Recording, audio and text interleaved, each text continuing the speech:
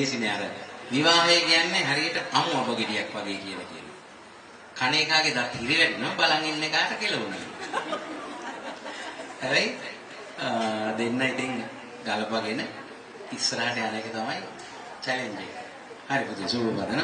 සෝභාවදේ බෙපුර සිරිවිසිතුරු බල්ලු මිතුරු මග පිය කරු. සෝභාවදේ